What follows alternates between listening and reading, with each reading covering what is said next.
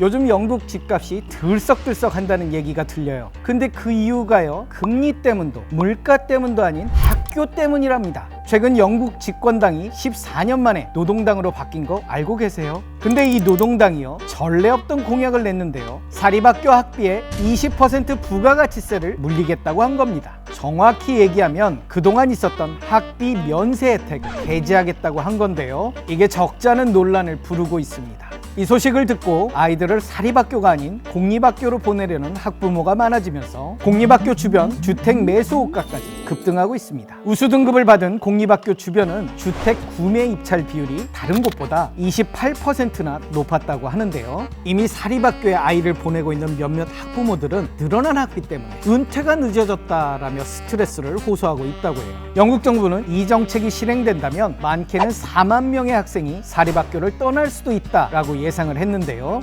대체 20% 부가가치세가 얼마나 큰 부담이 되길래 이렇게나 난리인 걸까요? 영국에는 2,400개 이상의 사립학교가 있고 약 60만 명의 학생이 재학 중인데요, 이걸 비율로 따지면요, 전체 학생 중 7%만이 사립학교에 다니고 있는 거라고 합니다. 여기서 대충 짐작하셨겠지만 사립학교 학비가 어마어마합니다.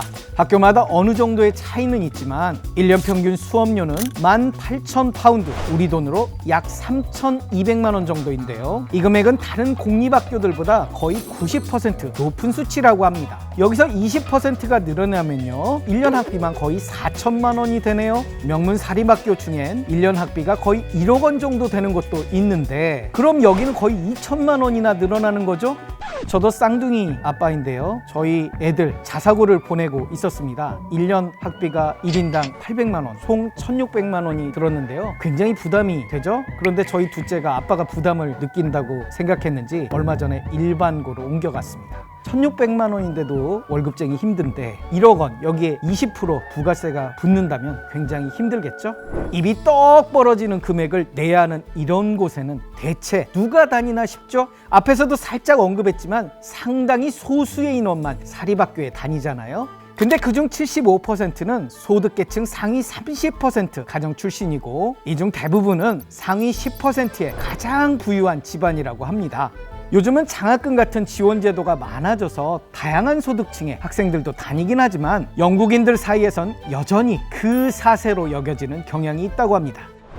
안녕하세요. 저는 피터 빈트라고 하고요. 저는 북쪽 런던 바닛라는 지역에서 퀸 엘리자베스 보이스 스쿨 다녔어요. 안녕하세요. 저 영국에서 온 에밀리라고 합니다. 저 완전 프라이빗한 시골 좀 있는 셰븐이라고 하는 학교 다녔습니다. 퀸 엘리자베스 보이스 스쿨 그래머 스쿨이라는 개념인데요, 공립학교예요. 그래서 학비는 따로 없고요. 되게 약간 포시 공립학교. 그렇게 생각하면 될 것 같아요. 저는 꽤 괜찮은 공립학교 다녔는데도 완전 우리는 사립학교 애들랑 다르다고 생각했어요. 그냥 생각했을 때 너무 다르니까 부러울 틈도 없고, 우리랑 안 노니까 어차피 만날 기회도 잘 없어서. 어렸을 때 그쵸? 다 나중에 만날 수밖에 없는데. 저는 진짜 그렇게 많이 못 만났어요, 사립학교에서. 네. 지금까지요. 하고 만나면 진짜 뭔가 달라요. 우리 학교는 가격이 좀 비쌌어요. 매년에 4천만 원 정도? 4천만 원 진짜 학비만 있고, 뭐가 승마 약간 수영하고 싶으면 그거 더 넣어야 돼요. 승마는 매달에 300 이렇게 교통국 빌리지 다 우리 학교거든요.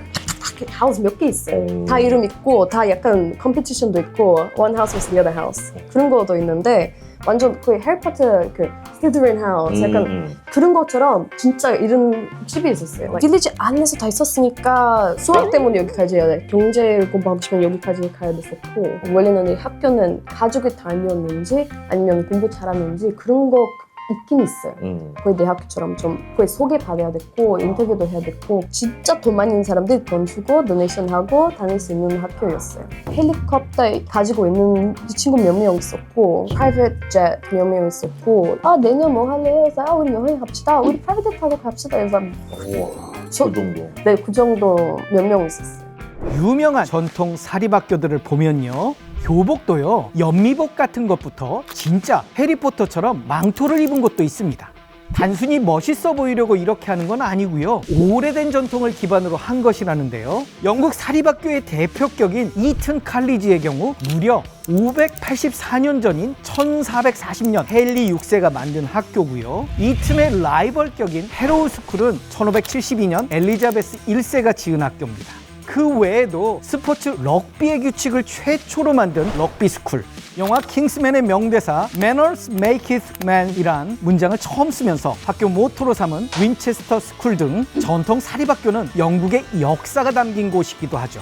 또 재미있는 게 영국은 전통 사립학교를 퍼블릭 스쿨이라고 하는데요. 부잣집 도련님들이 가는 학교가 무슨 퍼블릭이냐 싶으실 텐데요. 먼 옛날 영국 대부분의 사립학교들은 성직자뿐만 아니라 학비를 감당하기 어려운 가난한 학생들에게도 공부의 기회를 주자라는 자선의 의미로 지어졌다고 합니다. 윈체스터 스쿨이 세워진 1378년 학생 구성을 보면 학비 부담 학생은 10명, 도움을 받은 학생은 70명이었다고 하는데요. 근데 이게 슬슬 주객이 전도되면서 18세기 말에는 학비를 내는 학생들이 더 많아지게 됐다고 합니다.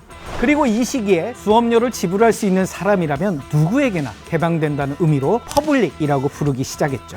이렇게 된 데에는 여러 원인이 있겠지만 어퍼클래스, 그러니까 계급도 높고 돈도 좀 있는 집안에서 말 안 듣는 아들을 학교로 보내는 게 유행하면서 변했다는 이야기도 있습니다. 그러다 보니 학교는 거의 무법지대였죠. 학생들이 하도 난동을 부려서 군인까지 올 정도였다는데 그랬던 곳이 어떻게 지금처럼 품위로 가득한 곳이 되었을까요? 그 중심엔 스포츠가 있었다고 합니다. 공부도 되게 중요하게 생각했지만 스포츠도 잘해야 된다. 열심히 해야 된다.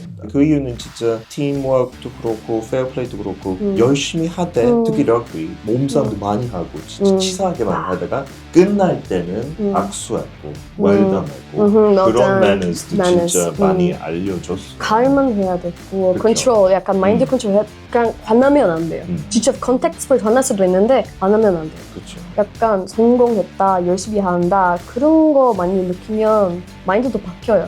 딱 같이 하니까 마인드는 컨트롤하는 것도 배워야 되고 그런 거 배우니까 이런 스포츠는 많이 하지 않을까 생각해요. 근데 토론은 되게 중요하게 생각했어요. 디베이팅 팀. 사립학교는 진짜 중요하게 생각했고 일반 공립은 그렇게 많이 안 했는데 저희는 되게 열심히 적극적으로 들어가자마자 11살 때부터 되게 많이 연습하고 사람 앞에서 말하는 거 되게 중요하다고 많이 강조했어요. 그래서 그런 거 좀 떨렸지만 하면서 되게 재밌었어요. 막 말싸움. 네, 맞아요. 그런 거 중요하는 이유가 인생의 거의 제일 중요한 스킬이잖아요. 그 인터뷰하면서 어떻게 말하는지, 자신감 어떻게 생기는지, 약간 표정 컨트롤하는 거지.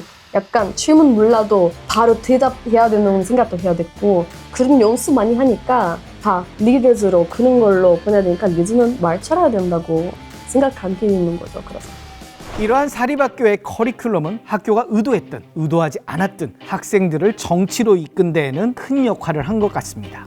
아서 벨푸어, 윈스턴 처칠, 보리스 존슨, 우리에게 익숙한 이 인물들 모두가 사립학교 출신들입니다. 역대 영국 총리 58명 중 20명은 이튼 출신이고요. 현 국회의원의 23%는 사립학교를 졸업했다고 합니다. 우리가 또 짚어봐야 할 게 예술계도 이와 비슷한 경향을 보인다는 건데요. 지난 10년간 주요 대중문화상 수상 후보로 지명된 영국 예술계 인물의 약 40%가 사립학교 출신이라고 합니다. 우리가 잘 아는 톰 히들스턴, 베네딕트 컴버배치, 크리스토퍼 놀란 같은 이들이 그러하죠. 전체 인구 중 약 6%만이 사립학교에 진학했다는 걸 생각해보면 엄청 높은 수치인 건데요. 몇몇 사람들은 이것이 영국의 보이지 않는 계급으로 인한 하나의 차별이다 라고 생각하는 경우도 있다고 하는데요. 옛날에 비하면 많이 완화됐지만 사회 저 깊은 곳엔 여전히 계급주의가 만연하다라는 거죠. 영국 신문사 가디언은요, 영국은 여전히 계급 경계의 비극적인 상징에 사로잡혀 있고 당신의 억양부터 신발 색깔까지 모든 것이 무기로 사용될 수 있다라고 했죠.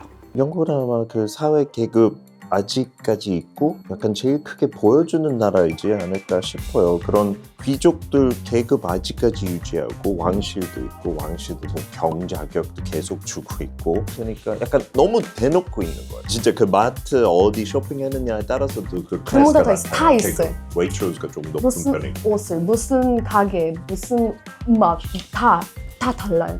그런 슈퍼 리스트 쫙 있어요. 랭킹, 그 서열 같은 거. 음식 어디 사는지 물어보면 Waitrose 약간 그런 데 사면 돈 좀 있구나. 그리고 Sainsbury's, Tesco's, Lidl and 그쵸, 진짜 싼데. 그러니까 그 브랜드 어떤 케첩 쓰는지 뭐 그런 거를 그런 통해서 것도 네. 바로 Hands 있어야 돼요. Hands 안 있으면 약간 Lidl's own brands 그리고 무슨 like mustard 사는지 무슨 잼 사는지 그런 거 다 티가 요거트도 나요. 뭐 사는지. 영국에서는요, 세습 귀족 의석이라고 해서 말 그대로 의원직을 물려받는 귀족 의원들이 있습니다. 거의 700년 동안 이어온 전통인데요. 노동당이 이번에 이것도 없애버리겠다라고 했답니다. 권력 세습은 구시대적 발상이라며 귀족 정치를 철폐하겠다라고 한 거죠. 노동당의 이런 파격적인 개혁들이 영국에 어떤 변화를 가져올까요? 오늘 저의 이야기는 여기까지입니다. 여러분은 어떠셨나요?